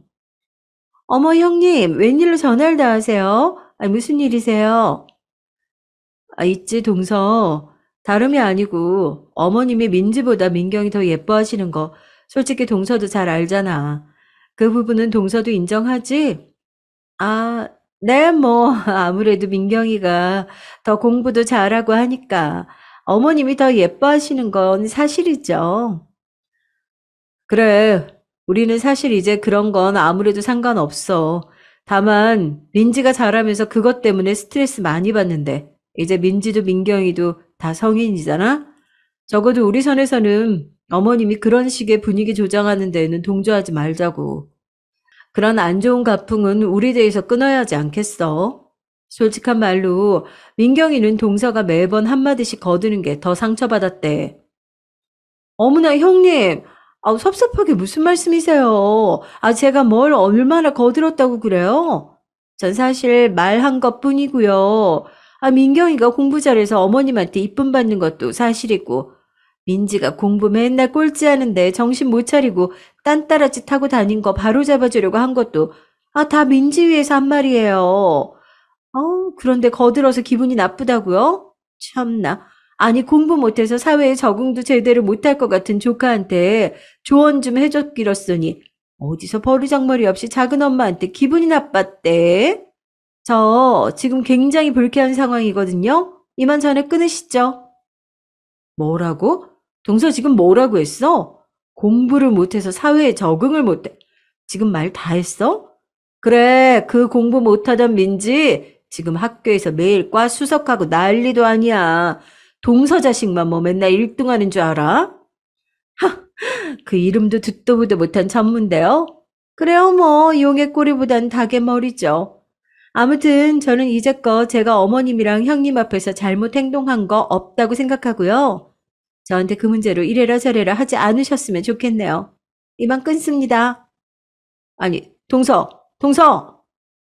동서가 말하는 내용도 하나하나 너무나 싸가지가 없지만 자기 할 말만 하고 전화를 툭 끊어버리는 동서의 태도에 저는 화가 머리 끝까지 차올랐어요. 제가 전화를 끊고 씩씩거리고 있자 딸아이가 무슨 일이냐며 달려와 물었습니다. 아니, 그게 민지야. 있잖아. 제가 동서와 나눈 통화 내용을 얘기해주자 딸아이는 극대노하며 자기가 지금 작은 엄마한테 바로 전화해서 한 소리 해야겠다고 난리도 아니었습니다. 아유, 민지야, 너까지 그러지 말고 가만히 있어. 이건 어른들 일이니까 어른들이 해결하게 빠져 있어. 엄마, 나도 이제 어른이야. 더 이상은 할머니랑 작은 엄마 저렇게 무례한 거 못 참는다고. 그래서 너가 어떻게 하겠다고. 지금 당장 작은 엄마 집에 쳐들어가기라도 할래? 엄마, 나한테 다 생각 있어. 며칠만 기다리고 있어봐. 그리고 다음 주 금요일에 할머니 댁에 간다고 했지? 그때까지 엄마도 잠깐 좀 참고 기다려봐. 아유, 네가 또 뭘 어쩌려고. 딸아이는 알 수 없는 예고만을 남긴 채 그렇게 집 밖을 나서더니 며칠을 여기저기 정신없이 돌아다녔어요. 저는 이 어린애가 무슨 소송이라도 준비하나 싶었습니다. 그 와중에 추석은 계속 다가오니 저도 어느새 딸아이를 신경 쓸 새가 없어 그새 딸아이가 한 말을 까먹고 있었어요. 그렇게 다가온 추석 연휴 첫날 어머님 댁으로 출발하려고 하는데 딸아이가 약속한 시간에 들어오질 않고 있었어요. 얘가 도대체 어딜 가서 아직도 안 들어오는 거야? 아니, 좀 있으면 차 막힐 텐데. 엄마, 나 왔어. 얼른 가자. 얼른. 현관문을 박차고 들어온 딸아이가 한 번도 할머니 댁에 갈 때 그렇게 신난 적이 없었는데 웬일인지 신나서 방방 뛰며 얼른 할머니 댁에 가자고 조르는 게 아니겠어요? 얘가 웬일로 그렇게 가기 싫어하던 할머니 댁에 얼른 가자고 이렇게 난리야? 아, 얼른 가, 엄마, 얼른. 남편과 저는 서로 마주보며 고개를 갸우뚱하고선 시어머니 댁으로 향했습니다. 명절에 시어머니 댁에 가면 늘 비슷한 풍경이었어요. 어색한 서방님 내외와 조카 민경이와의 형식적인 인사, 그리고 서방님네는 하염없이 버선발로 반기지만 저희에게는 시큰둥한 시어머니의 모습. 올해도 그 풍경은 배신하지 않고 어김없이 찾아왔더랬죠. 게다가 이번에 며칠 전 동서와의 전화통화로 한바탕 한 상태라 그런지 더욱더 냉랭한 기운이 오갔습니다.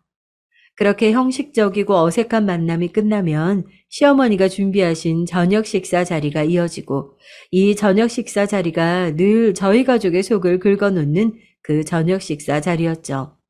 시어머니와 저희 집 그리고 서방님네 모두 수도권에 살아서 명절에 하루만 모였기에 다행이지 아마 다른 집처럼 며칠씩 명절 내내 같이 있었으면 저희 집은 아마 전쟁이 나도 크게 났을 겁니다. 저희가 정말 열받아서 전쟁이 시작될 쯤이면 동서가 늘 민경이 과외니 뭐니 핑계대면서 얄미운 말만 콕 찔러놓고 쓱 빠지니 어쩌면 그동안은 그래서 전쟁이 안 일어났는지도 모르죠. 그런데 올해는 상황이 달랐습니다. 저랑 동서가 이미 전화로 한바탕 한 이후인데다가 늘 핑계대던 민경이 과외도 이제 대학생이 과외를 받긴 뭘 받겠어요. 저는 또 뭐라고 핑계를 대면서 얄미운 말만 남겨놓고 빠지는지 두고 보자 하고 있었습니다. 그때쯤이었죠. 시어머니의 어김없는 손녀딸 비교가 시작됐습니다. 그래, 민경이는 요새도 학생회 활동 잘하고 있니? 그거 괜히 공부하는데 방해되는 거 아니야? 그러게요, 어머님. 아우, 저도 안 그래도 의사 되려면 공부도 많이 해야 되는데, 웬만하면 얼른 그만두고 공부에 집중하라고 해도 본인이 얼마나 신나서 잘 활동하는지 나중에는 학생회장도 생각하고 있대요. 그래도 뭐, 그러면서 과 수석은 놓치지 않고 있으니까 저도 말릴 수가 없네요. 저희 들으라는 듯 자식 자랑을 거하게 해대는 동서의 모습도 여전했습니다. 아이고, 그래. 우리 손녀딸은 학생회장을 넘어 대통령감이지, 대통령감. 아휴, 그래, 민지는 요새도 그 무슨 연예인 흉내 내고 다니고 있지? 연예인 흉내가 아니고 실용음악가예요, 할머니. 네, 저도 학교 잘 다니고 있어요.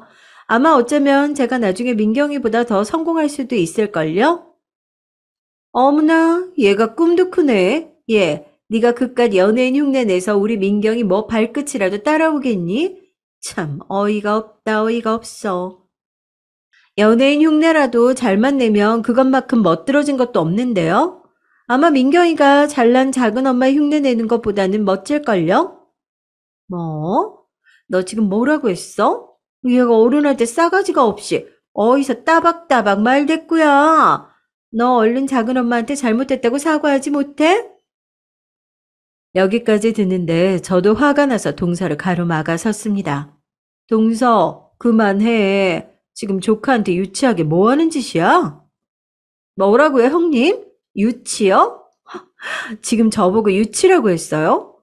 어디 대학도 변변찮게 나오신 분들이 저보고 유치하다고요? 아, 이제 알겠네요. 민지 요 싸가지 없는 게 바로 엄마인 형님 닮아서 이렇게 무식한 건가 봐요. 그러니까 대학도 무슨 이름도 듣도 보도 못한 전문대 들어가서 딴따라 흉내나 내고 있죠. 자, 여기까지 들으면 제가 동서의 머리끄댕이를 잡아 뜯기에 아주 적격인 타이밍이죠. 저랑 남편을 무시한 것도 모자라 이제는 딸아이까지 저를 닮아 무식하다니요. 동서구 자시고 머리카락 한번 시원하게 쥐어뜯으면 청취자 여러분도 같이 속이 시원해질 텐데 어떻게 한번 쥐어 뜯어볼까요? 아니요. 저는 그렇게 하지 않았습니다. 저에게는 다른 무기가 있었거든요. 동서, 지금 뭐라고 했지? 나 닮아서 민지가 무식해? 그래서 전문대를 갔다고? 자, 민지야, 아까 오면서 차에서 엄마한테 해준 얘기 좀 여기 계신 분들한테 다시 해줄래? 네, 엄마. 어디서부터 얘기해야 우리 작은 엄마가 뒷목 잡고 안 쓰러질까나? 뭐 어째? 이 싸가지 없는 게, 너 진짜 나 한번 혼나볼래? 작은 엄마, 잠깐만요. 저 혼내시기 전에 작은 엄마 딸 민경이부터 혼내셔야 될걸요? 뭐? 너 그게 무슨 되도 않는 소리야? 자, 이거 한번 들어보세요. 딸아이는 휴대폰 통화가 녹음된 녹취록을 하나 재생했습니다. 여보세요? 수정아, 나야 민지. 요새 학교 생활은 어때? 의대생은 1학년도 바쁘다며. 그러니까 학생회까지 하려면 너무 힘들지 않아? 아우, 말도 마, 민지야. 나도 예과 때까지만 학생회를 하든지 아니면 그 전에 그만두든지 본과 들어가서 공부할 거 생각하면 오래 못할 것 같아. 그래? 근데 저번에 내가 물어본 건 어떻게 됐어? 아, 그거. 야, 내가 말했잖아. 우리 학생회에 서민경이라는 애 없다니까? 근데도 너가 자꾸 확인해달라고 닥달해서 내가 우리 의과대학이랑 학부 전체를 다 뒤져봐도 우리 학번에 그 이름은 없었어. 근데 서민경이 도대체 누군데 그래? 아니야. 그런 게 있어. 나중에 자세히 말해줄게. 암튼 고마워, 수정아. 이따 다시 전화할게. 자, 여러분. 이게 어떻게 된 일일까요? 전교 1등이라고 놓쳐본 적이 없는 수재 중의 수재, 동서가 그렇게 자랑스러워하던 천재딸이 사실은 서울대에 입학한 적이 없다는 거요. 네, 들으셨던 대로 그 통화 녹취록은 딸아이의 고등학교 동창 중에 서울대 의대를 진학해서 학생회 활동을 실제로 하고 있는 수정이란 친구와의 통화 내용이었어요. 맞아요. 서울대 의대 수석 입학이라던 조카 민경이의 말은 새빨간 거짓말이었던 거죠. 이 사실을 안 동서의 표정이 어땠을지 상상이 가시나요? 거기에 더해 거짓말이 완전히 들통난 조카 민경이의 표정까지요. 이게 무슨 소리야? 너 민경이, 이게 지금 무슨 말도 안 되는 얘기야? 아니지? 저 못된 것이 지금 다 우리 속이고 연기하는 거지? 제대로 말해봐, 얼른! 미안해, 엄마. 민경이는 그 자리에 주저앉아 하염없이 울기 시작했습니다. 영문을 알 리 없는 동서는 어쩔 줄 몰라 하며 금방이라도 그 자리에서 도망가 버리고 싶어 하는 표정이었어요. 한참을 울던 민경이가 울음을 그치고 진실을 털어놓았는데 그 내용은 다음과 같았습니다. 민경이는 자라면서 사회적으로나 학업적으로 많은 성과를 남긴 부모님의 존재가 항상 너무나 큰 부담이었다고 합니다. 게다가 어릴 적부터 서방님과 동서로부터 받은 심한 성적 압박 때문에 단 하루도 편하게 숨쉬고 산 적이 없다고 했어요. 엄마 아빠는 학창 시절부터 사회에 나와서까지 단 한 번도 1등을 놓쳐본 적이 없기에 조금이라도 민경이가 점수가 떨어지려고 하거나 게을러지려고 하면 심하게 혼내고 매질을 했다고 합니다. 겨우 초등학교 3학년쯤 되었을 때였을까요?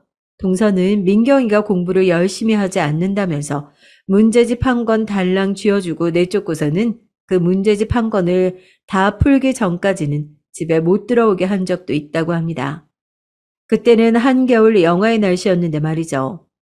중학교 때는 친구의 생일 파티가 너무 가고 싶어서 몰래 학원을 빠진 적이 있는데 신나게 놀고서 집에 들어갔을 때 민경이가 마주한 건 커다란 몸뚱이를 들고서 기다리고 있던 부모님의 모습이었다고 해요. 서방님과 동서는 그날 문자 그대로 개 패듯 민경이를 흠씬 두들겨 팼고 학교와 학원 가는 걸 제외하고는 중학교 졸업할 때까지 외출 금지를 시켰다고 하네요. 고등학교에 올라가서도 동서 내의 엄격한 분위기는 계속되었고 그렇게 민경이는 항상 1등을 유지할 수 있었지만 고3이 되자 그동안 쌓아왔던 민경이의 스트레스는 극에 달하게 됩니다. 3월 첫 모의고사에서 역시나 전국 1등을 했지만 그 이후부터는 그렇게 평생 해온 공부가 너무너무 하기 싫어져서 모든 걸 내팽개치고 놀기 시작했는데 문제는 거기서만 끝난 게 아니라 성적표를 조작하기 시작했다고 합니다. 워낙 머리가 비상했던 아이였기 때문에 어찌나 교묘하게 성적표를 조작하고 또 담임 선생님을 잘 구워 삶았는지 서방님과 동서는 민경이의 고3 내내 민경이가 성적이 떨어지거나 학업에 충실하지 못했던 것을 꿈에도 몰랐다고 해요. 한 가지 의아했던 건 평소 성적도 좋은 아이가 수시가 아닌 정시로 대학을 가겠다고 했을 때였는데 그냥 고개를 갸우뚱해 하는 정도로 유야무야 넘어갔다고 합니다. 그간의 성적을 조작한 것이 들키지 않고 이후에 대학 입학까지 조작하는 데 유리하기 위해서 그랬던 것 같은데 서방님 내외는 눈치채지 못했던 거죠. 그렇게 고3 내내 이어온 거짓말은 스케일이 점점 커져서 서울대 의대 수석 입학이라는 허언에 가까운 조작까지 이루어지게 된 거죠. 민경이는 처음에 거짓말을 할 때는 들킬까봐 무서운 마음밖에 없었는데 한 번, 두 번 거짓말을 할수록 점점 어렵지 않게 됐고 나중에는 쾌감까지 느껴지더랍니다. 민경이가 받았을 학업 스트레스가 얼마나 어마어마했을지 짐작이 가는 대목이네요. 이렇게까지 거짓말을 하고 보니 더 이상 돌이킬 수 없게 되어 계속해서 과 수석을 한다는 둥, 학생회를 한다는 둥 소설을 써가며 부모를 속이고 있었던 거죠. 저와 동서의 껄끄러운 관계 때문인지 제 딸아이와 민경이도 자라는 동안 서로 대면대면하게 자랐는데요. 그만큼 서로 친하게 지내지 않았던 사이임에도 불구하고 하루는 고3 때 민경이가 제 딸아이에게 이런 얘기를 하더래요. 민지야, 너 살면서 부모님한테 제일 크게 한 불효가 뭐야? 어? 불효? 글쎄, 뭐 공부 못하는 거 아닐까? 난 너처럼 전교 1등도 아니고 공부랑은 아예 담을 쌓았으니까. 전교 1등, 그거 그렇게 재밌고 좋기만 한 거 아니야. 야, 너 무슨 그런 재수없는 소리를 하냐? 난 제발 딱 한 번만이라도 전교 1등 해봤으면 소원이었겠다. 민지야, 그러면 너 부모님한테 거짓말 해본 적 있어? 거짓말? 야, 부모님한테 거짓말 안 해본 사람이 어딨냐? 나도 사실 레슨비 몇 번 삥땅 친 적 있지. 우리 엄마가 나중에 알고 등짝 스매싱 겁나 세게 날렸어. 그래? 그랬구나. 큰엄마는 그냥 그 정도로 용서를 해주신 거야? 응. 뭐 용서할 게 있나? 그냥 내가 애교 막 부리면서 잘못했다고 싹싹 비니까 그때 당시에는 꼴도 보기 싫다고 하시더니 그냥 다음 달엔 용돈 더 주시던데? 그래. 큰엄마는 참 좋은 분이시구나. 아, 근데 너 무슨 일 있어? 갑자기 왜 평소에 안 하던 얘기라고 그래? 아, 아니야. 암튼 나 이제 학원 갈 시간이다. 이만 갈게. 평소에 이렇게까지 길게 대화해 본 적이 거의 없던 터라 딸아이는 그런 민경이의 태도가 무언가 수상하다고 생각했어요. 그날의 대화만큼은 이상하게 마음속에 계속 남아 있었다면서요. 그러다가 며칠 전 저와 동서의 통화를 마치고 화가 잔뜩 나 있는 제 모습을 보고서는 그때의 대화가 갑자기 머릿속을 스쳐 지나가더래요. 딸아이도 오랫동안 동서와 할머니 때문에 스트레스를 받고 자랐기 때문에 자신과 엄마에게 이렇게까지 무례하게 구는 작은 엄마와 할머니를 이번만은 곱게 넘어가고 싶지 않았대요. 그래서 무슨 흠이라도 잡을 게 없나 그때부터 며칠을 집에도 제대로 안 들어오고 서방님이나 동서 그리고 민경이의 뒷조사를 시작했대요. 그러다가 결국에는 고교 시절 별로 친하지도 않았던 실제 서울대 의대를 진학한 동창 수정이에게까지 연락을 하게 되었는데 거기서 민경이의 거대한 거짓말의 전말을 모두 알게 되었던 거죠. 그리고 동서의 무례함이 절정에 다다랐을 때 이 사실을 저와 딸이 폭로한 거죠. 엄마, 미안해. 나 진짜 공부가 너무너무 하기 싫었어. 그 와중에 엄마 아빠처럼 서울대 못 가면 어떡하나 너무너무 무서웠고, 서울대 아니면 엄마 아빠가 나를 딸로도 생각 안 할 것 같고, 그래서 거짓말했어. 그렇게라도 하면 적어도 엄마 아빠 딸로 있을 수 있으니까. 아, 이게 무슨 일이야. 아우. 동서는 그대로 바닥에 주저앉아 목 놓아 울었어요. 저는 그런 동서에게 회심의 일격을 날렸죠. 그래, 잘난 딸내미의 실체가 밝혀지니까 어때? 좀 쪽팔려? 얼굴 못 들겠어? 진짜 쪽팔린 게 뭔지 알아? 동서가 학벌로 사회적 위치로 사람 금 나누면서 사는 거, 그게 제일 쪽팔린 거야. 그 결과가 네 잘난 거짓말쟁이 딸년 만든 거고. 동서는 울다 지쳐 얼굴이 시뻘개져서는 아무 말도 하지 못하고 있는데 시어머니가 옆에서 저를 제지하고 나섰습니다.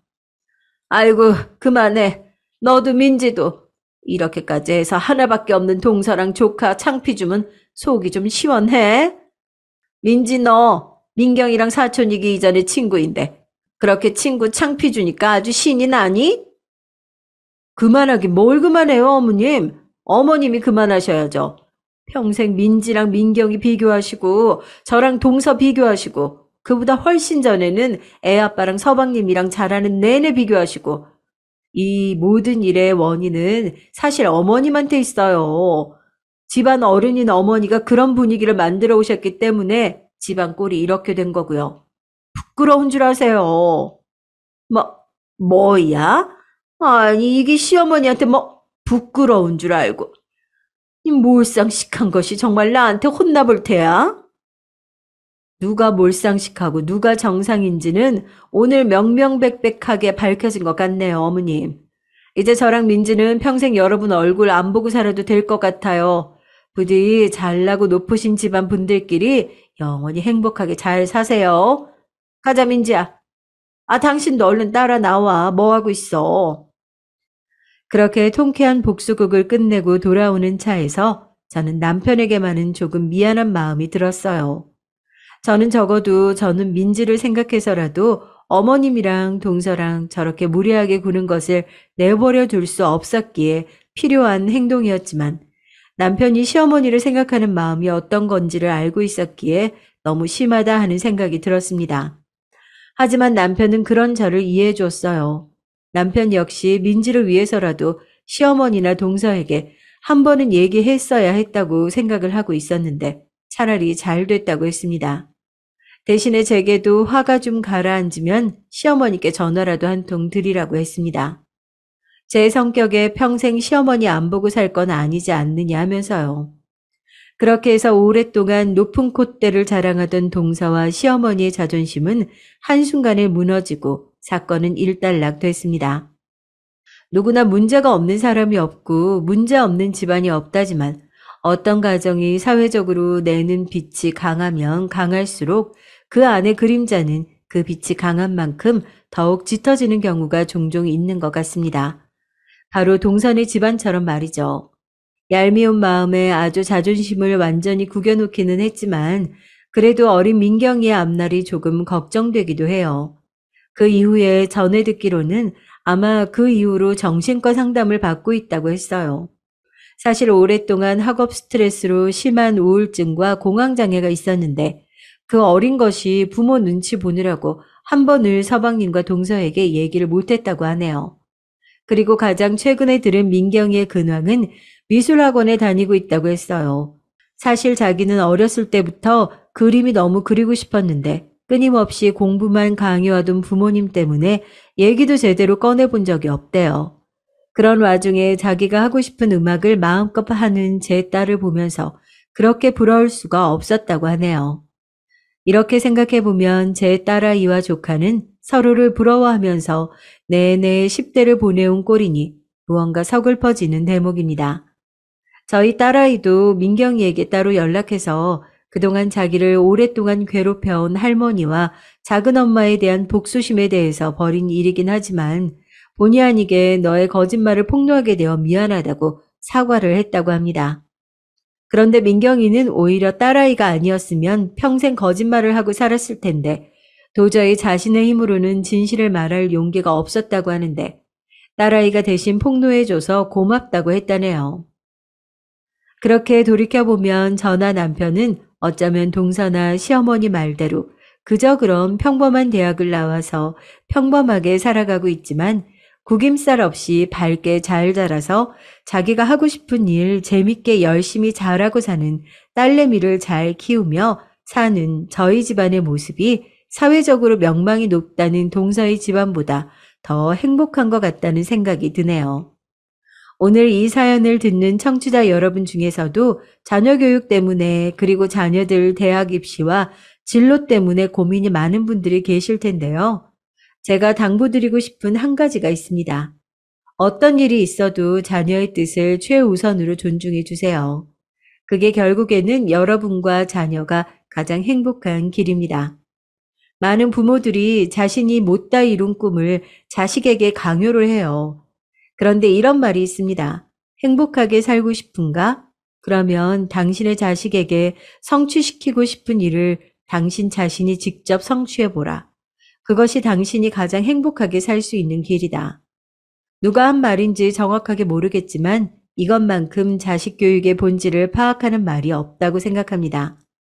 동서의 경우도 서울대를 나오긴 했지만 의대를 가서 의사가 꼭 되고 싶었는데 부모님의 강요로 다른 전공을 택하게 되었다고 해요. 거기에는 또 동서 부모님의 못다 이룬 꿈이 투영되어 있겠죠. 그렇게 동서의 못다 이룬 꿈은 또다시 조카 민경이에게 대물림 된 거고요. 그러나 그 과정에서 자식들 당사자의 주체성은 찾아볼 수가 없습니다. 이것이 아직까지도 모든 세대에 걸쳐서 빈번히 일어나고 있는 부모와 자식 간의 끊이지 않는 고통의 굴레입니다. 부디 이 사연을 듣는 청취자 여러분의 가정에는 이러한 비극이 없기를 간절히 소망합니다. 아무튼 이렇게 큰 파도가 지나간 저희 집안에도 조금씩 변화가 생기고 있어요. 동선을 아직까지 저에 대한 서운함이 풀리지 않았는지 아직 저와는 일절 아무런 연락을 하고 있지 않지만 민지와 민경이는 대면대면했던 10대를 뒤로하고 지금은 둘도 없는 친구가 되었다고 하네요. 분야는 다르지만 아무래도 같은 예술 계통에 대한 관심사가 공통점이 되어 더욱 친해진 것 같아요. 딸아이가 그 영향을 받아 자기도 취미로 그림을 배워보겠다고 저에게 이것저것 미술 도구를 사달라고 매일매일 조르는 중입니다. 가장 놀라운 건 시어머님의 변화였어요. 네, 어머님, 무슨 일로 전화 주셨어요? 그래, 요번에 민지가 하는 그 콘서트인가 뭔지 어디서 언제 하는 거라고? 아, 콘서트는 아니고 학교 정기 연주회요, 어머니. 보러 오시게요? 민지가 너무 좋아하겠네요. 아니, 뭐, 꼭 한다는 얘기는 아니고, 언제 어디서 하는지만 그냥 물어본 거다. 김칫국 마시지 말어. 시어머니는 말씀은 그렇게 하시고선 그 정기 연주회에 커다란 꽃다발을 들고 오셔서 동기들과 맛있는 거 사 먹으라고 딸아이에게 용돈도 한 움큼 쥐어주고 가셨습니다. 들리는 얘기로는 동네 친구분들한테 우리 손녀딸이 대한민국에서 노래 제일 잘한다고 그렇게 자랑을 하고 다니신대요.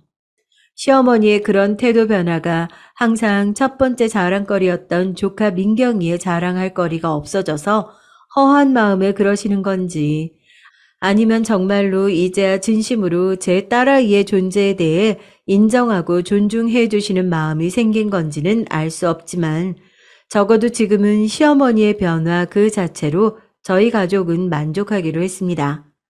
남편도 자신은 한 번도 인정해 준 적 없는 엄마였지만 딸 아이를 인정해 준 것이 곧 간접적으로 자신을 인정해 준 것이라고 여기면서 흡족해 했어요. 저는 부디 뒤늦게 찾은 우리 가족의 평화가 계속 이어지기만을 소망합니다. 동서가 제게 다시 마음을 열지 안 열지는 모르겠지만 적어도 조카 민경이가 오랜 방황을 끝내고 자신의 길을 잘 찾았으면 좋겠고, 우리 딸아이도 건강하게 자신의 꿈을 펼쳐나가면 좋겠습니다. 그럼 저는 이만 여기서 인사 올릴게요. 딸아이가 또 어디서 듣고 왔는지 성인 미술학원 좋은데 알아왔다고 자꾸 저보고 같이 가보자고 보채는 통에 이만 가봐야 할 것 같네요. 모두 좋은 하루 보내세요.